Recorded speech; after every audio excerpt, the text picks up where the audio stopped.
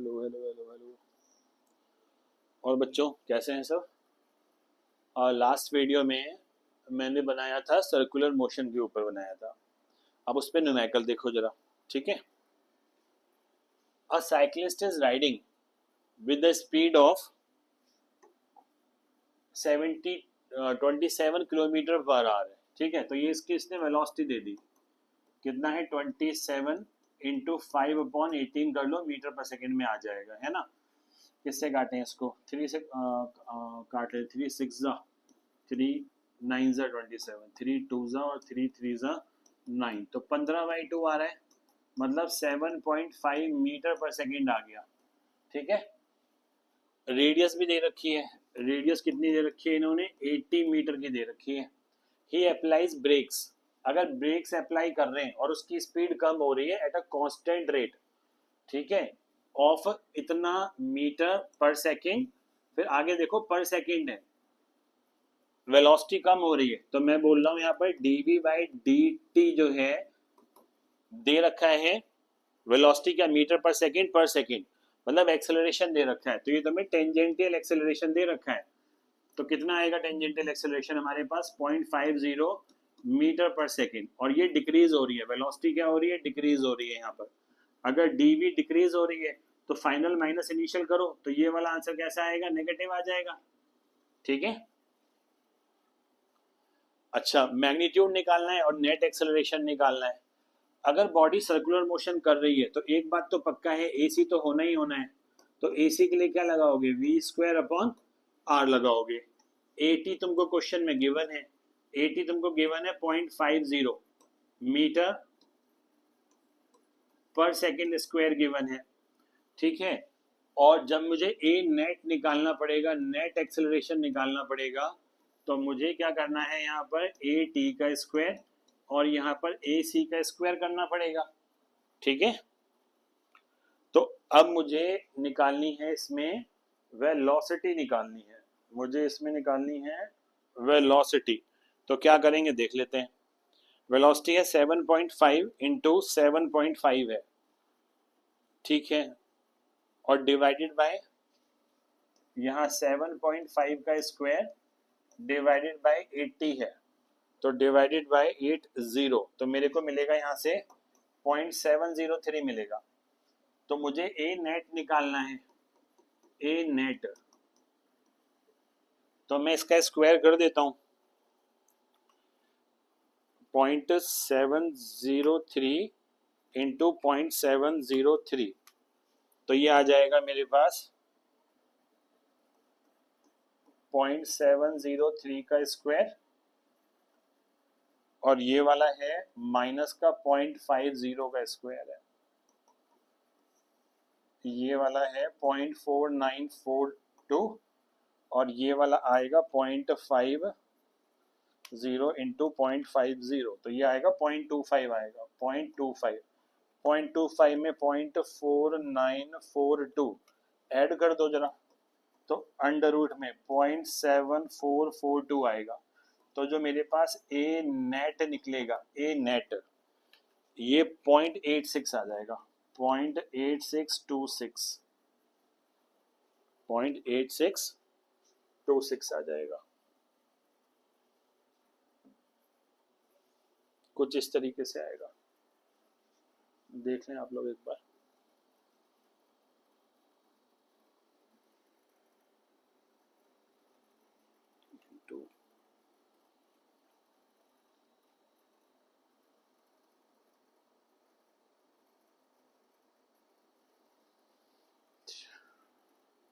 ठीक है, यूनिट लगा लो इसकी। यूनिट क्या आएगी इसकी? मीटर पर सेकेंड स्क्वायर आएगा। ठीक है। अब इसको थोड़ा समझ लो ठीक से।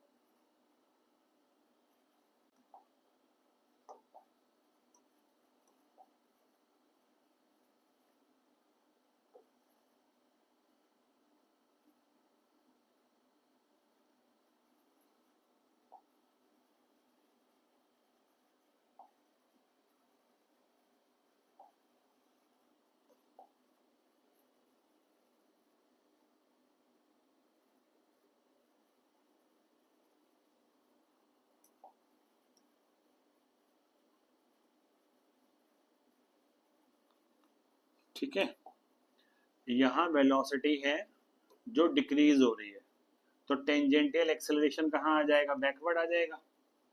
और यहाँ क्या आ रहा है, ए सी आ रहा है, यहाँ पर क्या आ रहा है, ए सी आ रहा है इस तरफ। तो इसका जो नेट निकलेगा, जो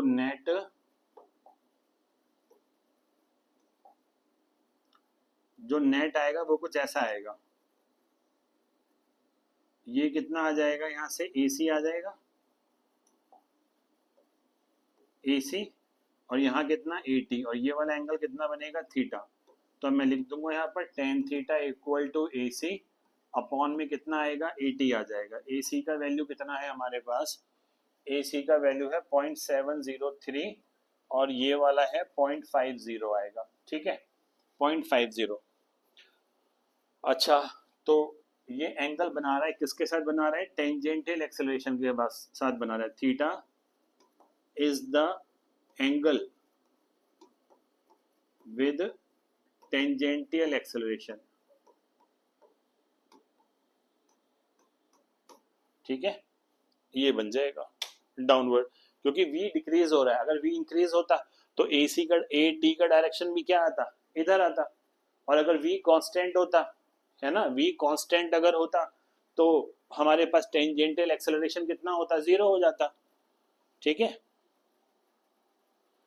जैसे जैसे वेलोसिटी चेंज होगी, जैसे जैसे v चेंज होगा ना, वैसे वैसे ए सी भी चेंज होता है। जैसे जैसे v चेंज होता है वैसे वैसे जो सेंट्रीपिटल एक्सेलरेशन है वो भी क्या होता है, चेंज होता है। हर इंस्टेंट पे चेंज होगा, हर इंस्टेंट पे, जैसे जैसे वेलोसिटी वेरी करेगी।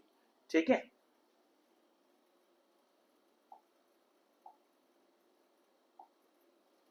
अब इसमें देखो एक इंसेक्ट है trapped in the, hello hello, next question देखिए। एक इंसेक्ट है trapped in a circular groove of radius दे रखा है ना। तो यहाँ पे क्या गिवन है हमको, रेडियस गिवन है, और रेडियस कितना गिवन है वो देखो जरा, 0.12 सेंटीमीटर में ले लेते हैं आंसर। ऑप्शन सेंटीमीटर में आ रहे हैं ना, तो ठीक है सेंटीमीटर में रख लेते हैं इसको।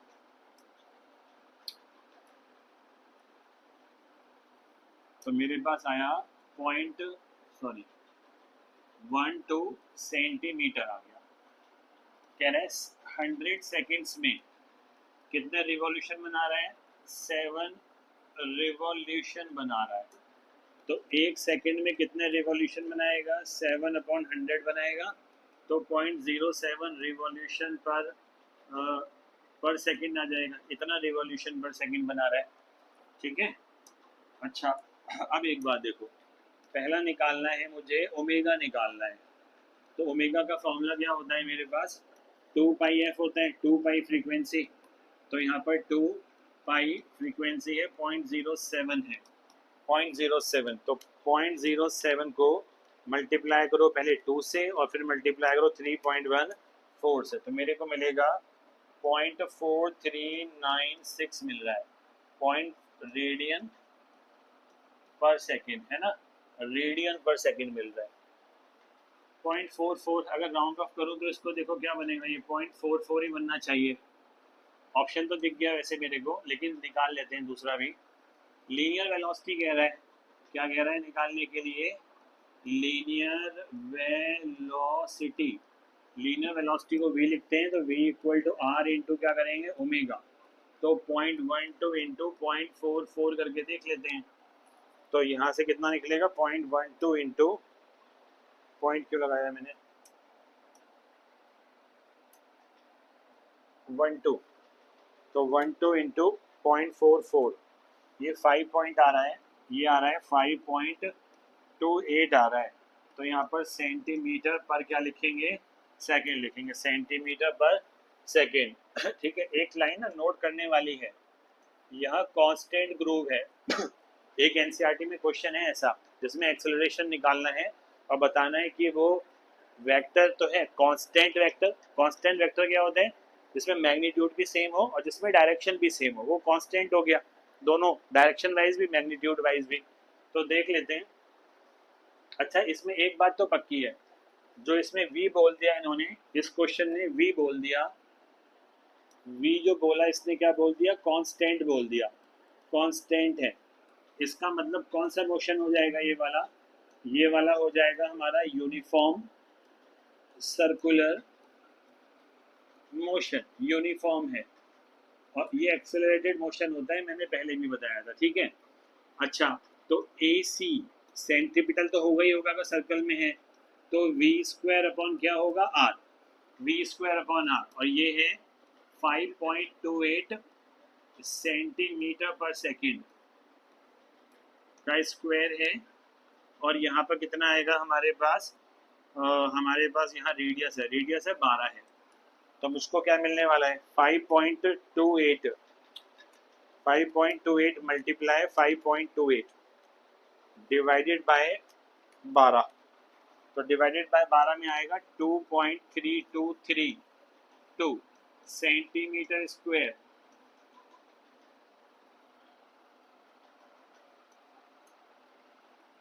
सेंटीमीटर पर सेकेंड स्क्वायर आ जाएगा, ठीक है।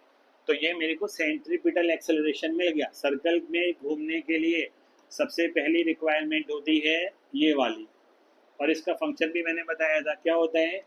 केवल to change only direction of motion, direction of क्या चेंज करेगा? डायरेक्शन ऑफ मोशन चेंज करेगा, ठीक है। दूसरा क्या बताया था मैंने? अगर v कांस्टेंट है, देखो मैंने बताया था ए टी के लिए dv बाई डी टी होता है, dv बाई डी टी, पर ये वाला मैग्नीट्यूड वाइज कैसा है? मैग्नीट्यूड वाइज कैसा है? कांस्टेंट है, मैग्नीट्यूड वाइज कांस्टेंट है ना। अगर ये कांस्टेंट है तो ये वाला कितना हो जाएगा? ए टी इक्वल टू क्या हो जाएगा? 0 हो जाएगा। ए टी क्या हो जाएगा? 0 हो जाएगा, ठीक है। ए टी हमारा 0 हो जाएगा, तो फिर नेट एक्सेलरेशन हमारा यही बचेगा बॉडी के अंदर। So this is the a net equal to, under root में लिखते थे ना, ए टी स्क्वायर प्लस क्या लिखते थे? ए सी स्क्वायर लिखते थे, तो वो तो मेरा एक ही मिलने वाला है, 2.32 सेंटीमीटर पर सेकेंड स्क्वायर आ जाएगा, ठीक है। अब एक चीज समझने वाली बात है, वो समझ लो थोड़ा सा।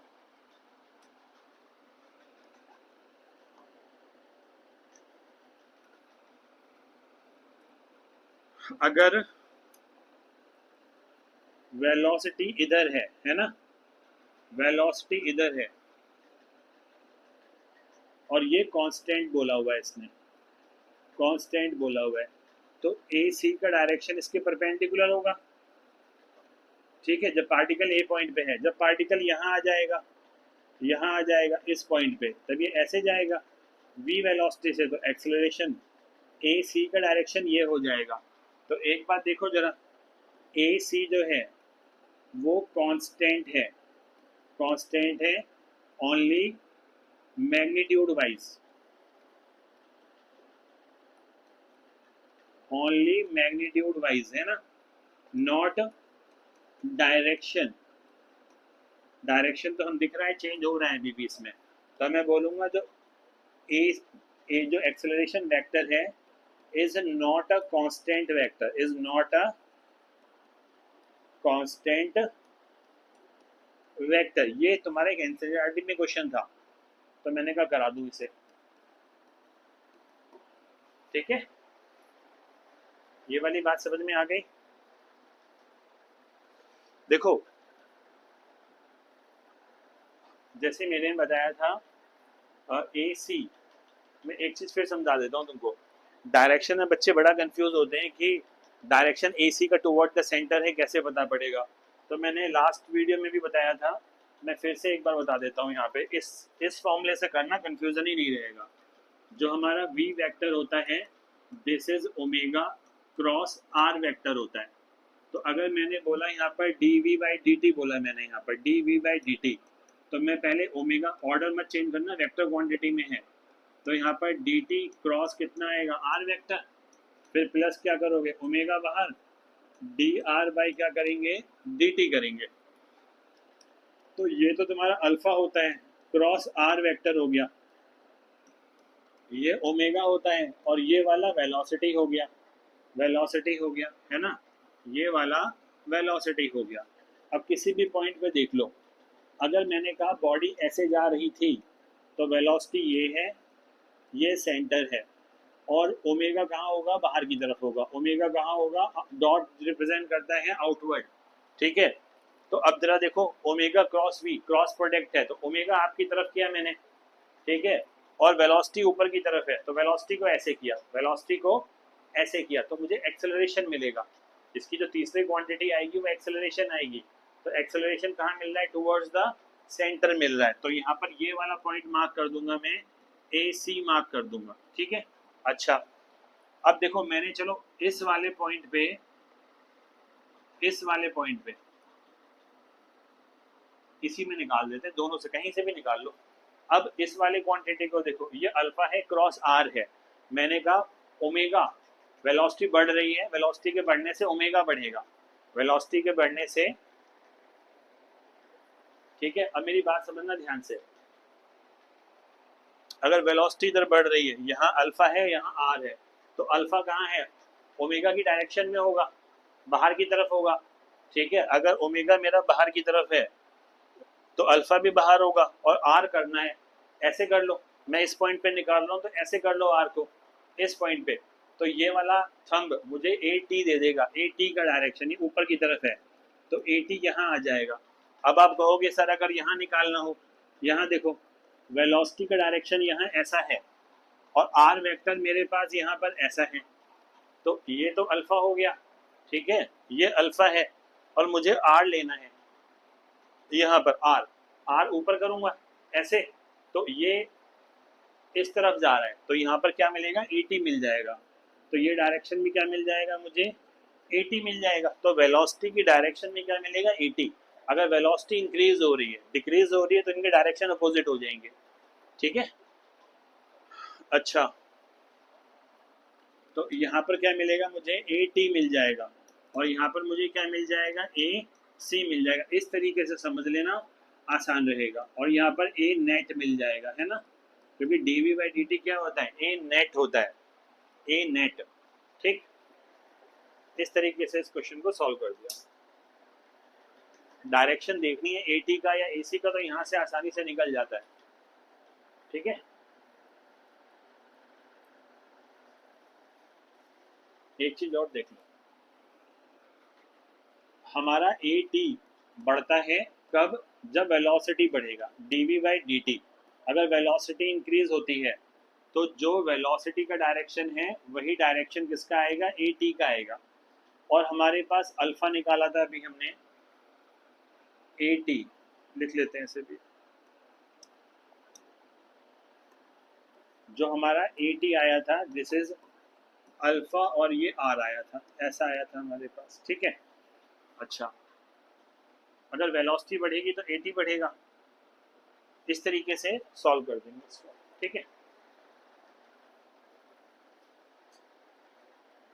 देख लो एक बार,